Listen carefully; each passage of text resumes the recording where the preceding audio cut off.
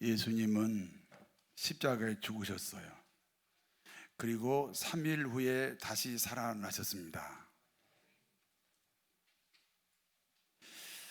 예수님이 죽으신 것은 우리의 죄값입니다. 그리고 예수님이 다시 살아나신 것은 우리의 영생입니다. 예수님을 구주로 영접하셨습니까? 여러분이 예수님을 영접하셨다면 예수님이 하신 일이 내 것이 되니까 우리가 영생을 얻게 되는 것입니다. 예수님은 부활하신 후에 이곳저곳 다니시면서 자신의 부활을 사람들에게 전파했습니다. 왜냐하면 십자가는 구원의 완성이 아니고 부활까지를 가야 구원의 완성이기 때문에 주님은 십자가보다 더 중요하게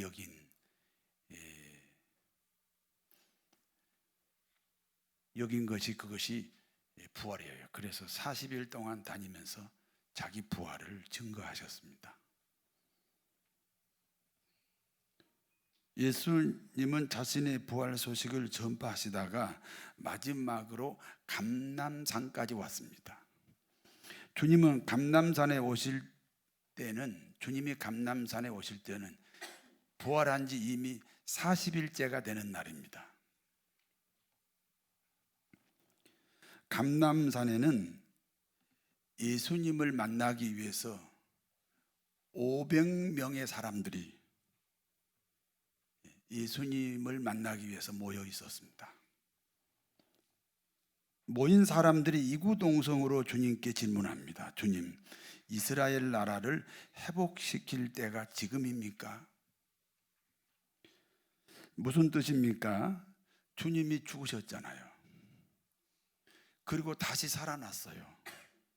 그와 같은 권세와 능력으로 이스라엘을 점령하고 이스라엘을 괴롭히는 이 로마를 물리칠 때가 지금이 아닌가, 이때가 아닌가 하는 질문입니다. 그때 주님이 말씀합니다. 이스라엘 나라 회복의 때와 시기는 하나님 아버지가 결정한다. 다시 말해서 인류 역사의 때와 시기는 하나님이 결정합니다.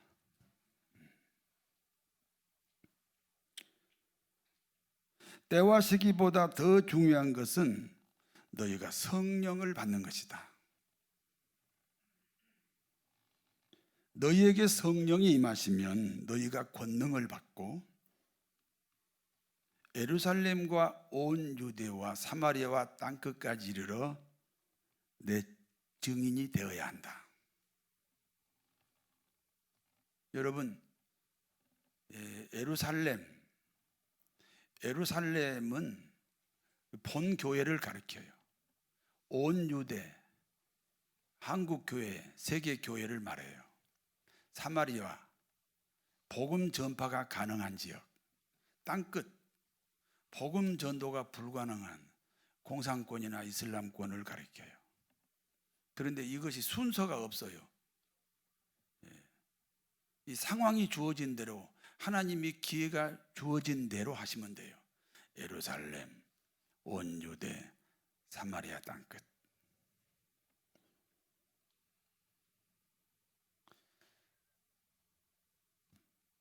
그러므로 주님이 말씀하시는 이스라엘의 회복은 온 인류의 구원을 말합니다. 이스라엘이라는 그 민족이 확대되는 것이 기독교가 확대되는 거예요. 땅끝까지 이르러서 인류가 구원받는 것이, 그것이 주님이 말씀하시는 이스라엘의 회복입니다. 이렇게 말씀하시고 하늘로 올라가셨습니다. 주님이 자신들의 곁을 떠나심으로 이들에게는 다시 절망이 찾아왔습니다. 첫 번째 절망은 예수님이 십자가에 돌아가실 때, 그때 절망했고, 다시 부활하셔서 모처럼 또 희망을 얻었는데, 그런데 그분이 다시 또 하늘로 올라가시니까 또 절망 상태에 빠집니다. 그때 갑자기 하늘에서 두 천사가 나타났습니다. 갑자기 나타난 두 천사가 절망 가운데 있는 사람들에게 이렇게 말합니다. 갈릴리 사람들아, 어찌하여 하늘만 쳐다보느냐. 여러분, 지금 그 예수님이 승천하시는 장소가 감람산이면은 거기가 예루살렘이에요. 남쪽 지역이라고요. 여기 남쪽에서 갈릴리까지는 도보로 5일 이상이 걸려요. 그런데 이 남쪽 지방 예루살렘 그 중심에 있는 감람산에서 예수님 승천하신 것을 본 500명의 무리들에게 예수님이 갈릴리 사람들아 그랬어요. 교회는요, 우리 교회가 김포시 풍무동에 있지만 김포시 풍무동 사람들만 전도하는 게 아니에요. 오늘 이제 우리 교회가 앞으로 부흥하려면 전라도, 충청도, 경상도까지 다 모여야 돼요. 믿습니까? 아니, 예수님이 승천하실 때 그걸 바라본 사람들이 요즘으로 말하면 기독교인이잖아요. 그런데 그 장소가 감람산인데 천사가 뭐라고 그랬어요? 갈릴리 사람들아. 지역을 따지지 않고 전도하시고, 그리고 교회에 모여서 예배해야 할 줄로 믿습니다. 갈릴리 사람들아, 어찌하여 하늘만 쳐다보느냐. 하늘에 올라가신 예수님은 너희가 본 그대로 다시 오신다. 그러므로 다시 오시는 주님을 기다리기 위해서 500명의 사람들이 이 마가 다락방으로 갔습니다. 하루가 지나고 이틀이 지나면서 사람들이 슬금슬금 흩어지기 시작합니다. 10일째 되는 날 120명이 남았습니다. 남은 사람들이 생각을 합니다. 여러분, 그 마가다락방에 앉아서 뭐 하겠어요? 그냥 생각을 많이 하겠죠. 여러분도 코로나 때문에 어디 못 가서 집에서 생각을 많이 하시다 오셨지요? 네. 생각을 너무 많이 해서 생각이 안 나세요? 이 사람들이 열흘 동안 그 마가다락방에 앉아가지고 중간에 사람들이 점점 빠져나가고 10일째 되는 날 120명이 남았는데 생각을 하는 거예요. 예수님은 하나님이시다. 예수님이 하나님이시라면 그분은 죽고 사는 일이 없어야 된다. 어떻게 하나님이 죽기도 하고 어떻게 하나님이 다시 살기도 합니까? 그런데 그분은 죽었고 다시 살아나셨다. 왜 죽었을까? 우리의 죄 때문이다. 그리고 다시 왜 살아나셨을까? 우리가 다시 살아나야 되기 때문이다. 우리의 영생 때문이다. 그러면 예수님을 죽인 자는 과연 누구인가? 사실은 로마 군인들이 아니다. 나 때문에 죽으셨다면 내가 예수를 죽인 것이다. 사람을 죽여도 살인자인데 천지를 창조하신 하나님을 우리가 죽였구나.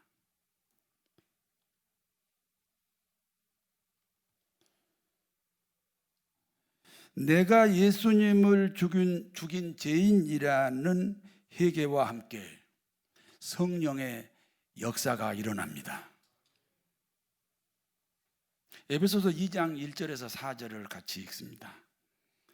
오순절 날이 이미 이르매 그들이 다 같이 한 곳에 모였더니 호련히 하늘로부터 급하고 강한 바람 같은 소리가 있어 그들이 가득하여 마치 불의 혀처럼 갈라지는 것들이 그들에게 보여 각 사람 위에 하나씩 임하여 있더니 그들이 다 성령의 충만함을 받고 성령의 말하게 하심을 따라 다른 언어들로 말하기를 시작하니라.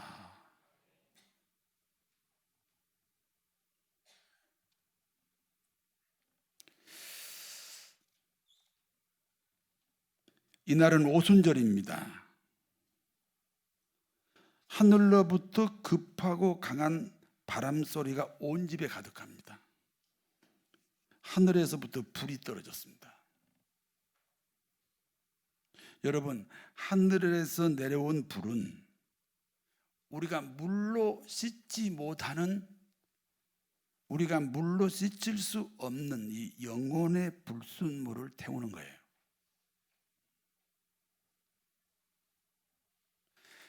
애할아버지, 애할머니로 어머니가 계시고, 할아버지, 할머니로 아버지가 계시고, 아버지, 어머니를 통해서 내가 있잖아요. 그러면서 우리가 상처들을 계속해서 이게 유전적인 상처도 있어요. 또 내가 성장하는 과정에서 상처들도 있어요. 그러면 이런 것들을 이제 찾아내는 것이 심리학이고요, 상담학이고요. 그거를 없애는 것은 성령의 역사입니다.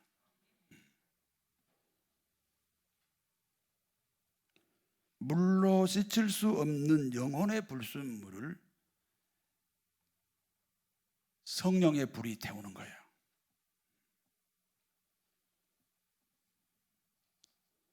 성령의 역사가 사랑하는 교우 여러분에게 임하게 될 줄 믿습니다. 우리는 한 번도 담배 끊어라, 술 먹지 마라 그렇게 말한 적이 없어요. 우리는 그 전에 제가 재떨이도 옆에다 하나 만들어줘라, 예배당에다. 그런데 재떨이를 아무도 만든 사람이 없어. 왜냐하면 어느 날 다 담배가 싫어진대요. 술이 싫어진대요. 이 불순물이 정화시키는 거예요. 성령의 역사입니다. 이와 같은 현상을 성령 충만이라고 합니다. 주님이 승천하실 때 하늘에서 두 천사가 사람들에게 말합니다. 너희는 주님이 승천하신 것을 본 그대로 다시 오신다. 그러므로 천사들이 약속한 대로 하늘로 올라가신 주님은 10일 후 회개하는 120명에게 성령으로 다시 오셨습니다. 그러므로 성령을 가리켜 알로스 크리스토스라고 합니다. 알로스 크리스토스는 같으면서도 다르다. 성령은 예수님이면서도 예수님이 아니다. 예수님을 통하지 않고도 성령 받았다는 것은 잘못된 겁니다.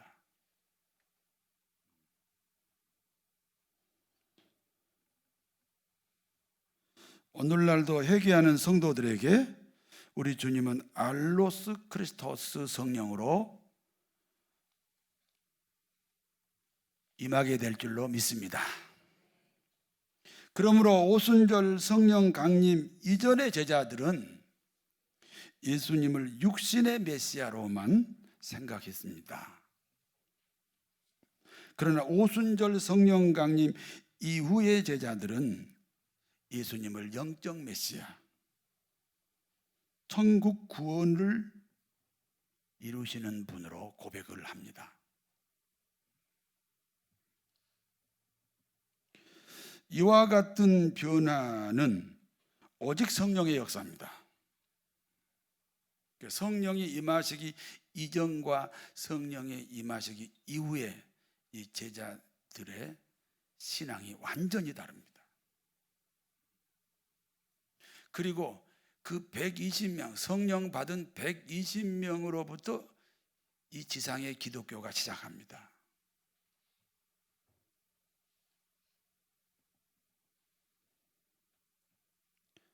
성령 역사에 쓰임받았던 사도들의 설교로 하루에 3천 명도 구원받고 어느 날은 하루에 5천 명도 구원을 받았어요.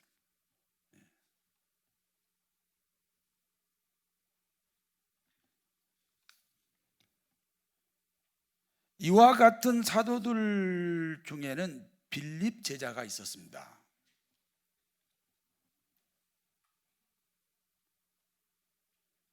성령 충만한 빌립에게 성령이 말씀합니다. 예루살렘에서 가사로 내려가라. 예루살렘에서 가사로 내려가라고 하는 이유는 간단합니다. 누군가를 거기서 만나라는 겁니다. 빌립이 순종하여 가사로 내려갔더니 에디오피아 여왕의 국고 맡은 내시를 만나게 됩니다. 요즘으로 말하면 경제기획부 장관이에요. 경제기획부 장관은 부총리입니다. 경제기획부 장관 부총리인 에디오피아 내시가 이제 예루살렘에서 자기 고향으로 돌아가는 길에 이제 수레에 앉아갖고 사실은 성경을 읽고 있었습니다. 에디오피아 국고 담당 내시가 읽었던 성경 내용입니다. 어떤 사람이 도살장에 끌려가는 양과 같이 사형장으로 끌려가고 있다. 그가 사형 언도를 받은 것은 공정하지 않는 재판 때문이다. 그러나 공정하지 않는 재판으로 사형 언도를 받고 끌려가지만 그는 한 번도 반항한 적이 없었다. 그 내시가 읽었던 성경은 이사야서 53장입니다. 자신을 찾아온 빌립에게 내시가 질문합니다. 여러분 사도행전 8장 34절에서 35절을 같이 읽습니다. 그 내시가 빌립에게 말하되 청컨대 내가 묻노니 선지자가 이 말한 것이 누구를 가리킴이냐? 자기를 가리킴이냐? 타인을 가리킴이냐? 빌립이 입을 열어 이 글에서 시작하여 예수를 가르쳐 복음을 전하니 도대체 한 마리의 양처럼 죽어가는 이 사람은 누구를 가리키는 겁니까? 빌립이 대답합니다. 그 사람은 예수 그리스도다.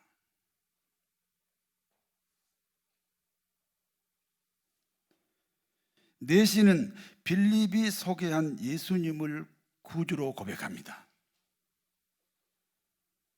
여러분 전도가 무엇입니까? 성령께서 이미 준비해 놓은 에디오피아 내시를 만나는 것입니다. 그러므로 에디오피아 내시를 준비된 영혼 이렇게 말합니다. 우리가 전도하잖아요. 그런데 사실은 우리가 전도를 하지만 하나님이 사실은 준비된 영혼을 우리가 만나는 것이다 그 말입니다. 근데 목사님 저는 전도하러 갔는데 한 사람도 환영하지 않고 맨날 갈 때마다 물바가지를 썼습니다. 준비된 영혼을 못 만나는 거예요. 준비된 영혼은요 누가 만나느냐? 그 영혼을 지극히 사랑하는 마음, 그 영혼을 지극히 사랑하는 마음과 정비례해서 준비된 영혼을 만나는 거예요.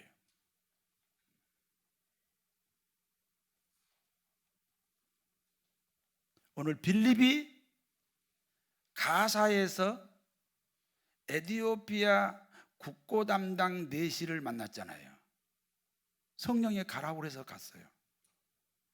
그러니까 결국은 그 에디오피아 국고 담당 내시는 하나님이 준비한 영혼이에요. 이런 영혼들을 만나시는 사랑하는 교우 여러분 되시기 바랍니다. 우리 교회는 빌립 사도처럼 예수님을 구주로 고백하는 구원 사역이 그 중심입니다. 문제는 구원의 확신이 없으면 봉사나 헌신이나 순종이 짐이 될 수 있습니다.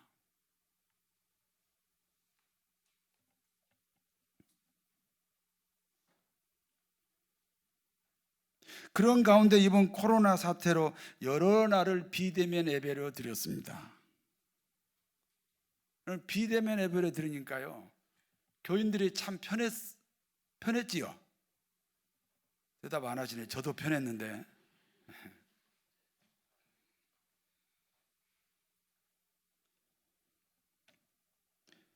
그렇지 않아도 부담스러웠던 교회 생활입니다. 몇 달 예배를 드리지 못하다 보니까 교회 가고 싶지 않아요.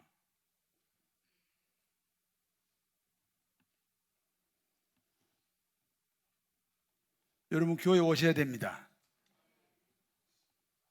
어차피 구원받아야 기독교인입니다. 구원의 증거가 무엇입니까? 예수님이 나를 위해 죽으셨다는 사실을 믿는 겁니다. 믿으십니까? 내가 그 사실을 믿는다면 나도 주님을 위해 죽을 수 있어야 됩니다. 그런데 실제로 죽은 적은 없습니다. 그러므로 죽은 적은 없지만, 그러므로 봉사나 헌신이나 순종이 짐이 될 수는 없습니다.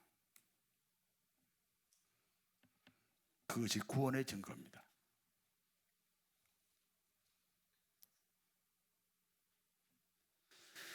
에티오피아 내시가 빌립의 전도로 예수님을 영접합니다.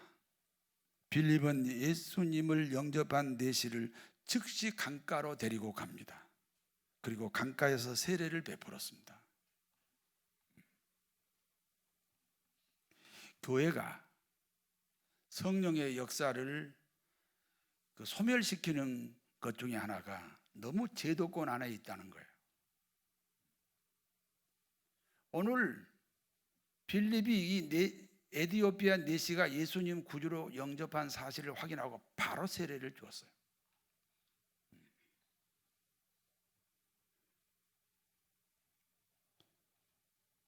빌립이 내시에게 세례를 베풀었을 때 그 결과 두 가지 특징이 있습니다. 하나는 세례받은 내시에게 기쁨이 충만합니다.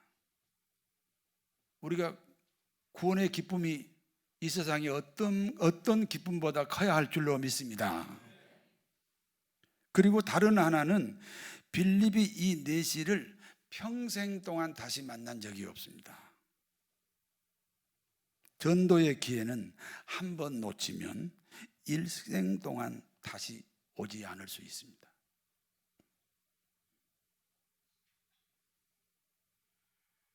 그때 그 빌립이 내시를 그냥 지나쳤으면 그 내시를 빌립이 평생에 다시 만난 적이 없기 때문에 그 내시가 구원받을 그 기회를 영원히 놓치고 말았습니다. 우리는 기회를 놓치지 않는 복되고 아름다운 신앙생활이 되어야 할 줄 믿습니다. 여기까지가 본문의 내용입니다. 이제 본문이 주는 교훈을 말씀드립니다. 첫 번째입니다. 기독교인이라면 반드시 성령 충만해야 됩니다. 마가 다락방의 120명은 다시 오시는 주님을 기다리고 있었습니다. 기다리는 동안 서로 자기 죄를 고백하는 회개의 역사가 있었습니다. 그 회개의 역사와 함께 성령 충만의 역사가 일어났습니다. 성령 충만의 결과는 교회 부흥입니다. 베드로의 설교로 3,000명도 결신자가 생기고 5,000명의 결신자도 나오기도 합니다. 새가족부에서는 결신자 카드를 한 10개 정도 준비했는데 앞으로는 5,000개를 준비해야 될 것입니다. 하나님의 말씀을 여러분 믿으셔야 됩니다. 그 성령의 역사입니다.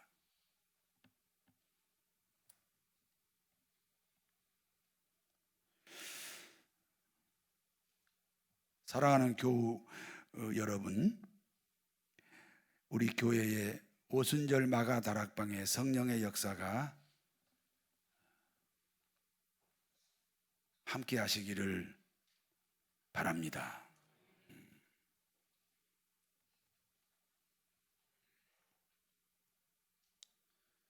그러니까 기독교의 출발이 성령의 역사예요. 성령이 아니고는 예수를 구주로 시인할 수 없다. 그런데 이제 기독교인의 과정도 성령의 역사예요.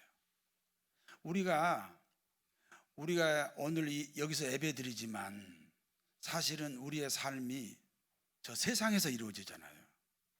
저 세상은 아직 사단 마귀가 지배하는 세상입니다.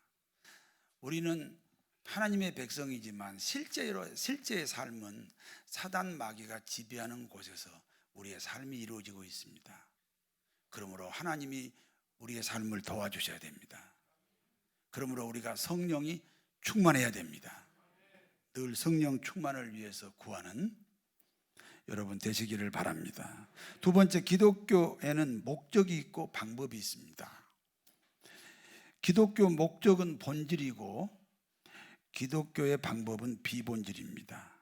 기독교의 타락이 무엇입니까? 목적보다는 방법이 앞서고 본질보다는 비본질이 우선하는 것입니다.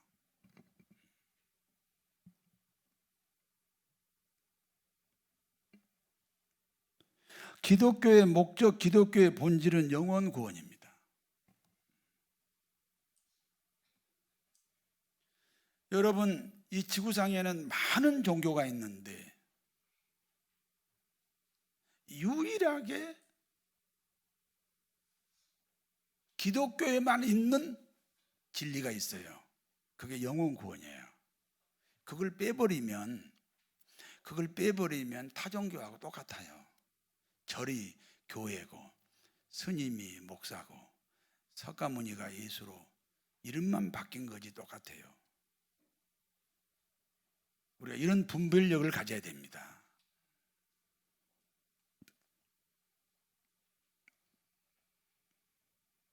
한국 교회들이 다른 일에 온갖 에너지를 소비하고 있습니다. 교회의 존재 이유는 영혼 구원. 그러므로 전도가 그 중심입니다.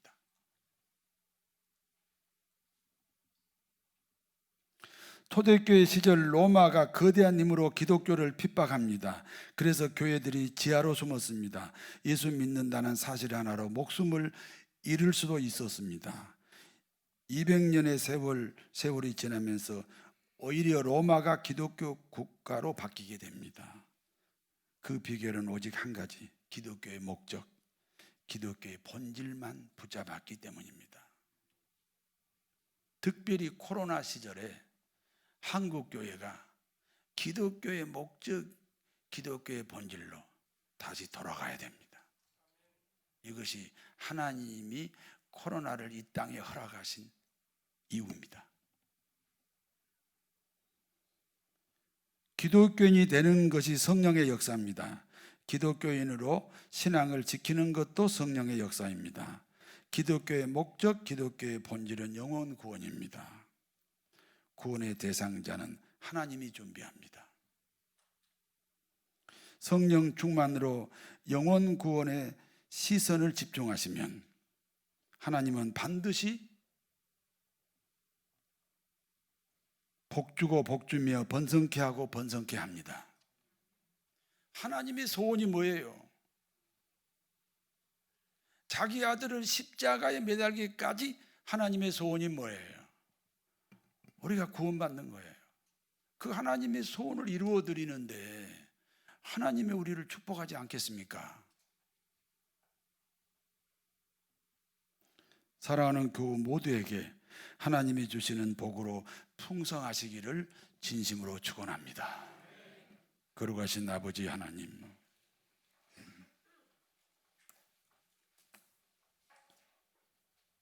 나만 구원받고 나만 천국 간다면 얼마나 부끄럽습니까?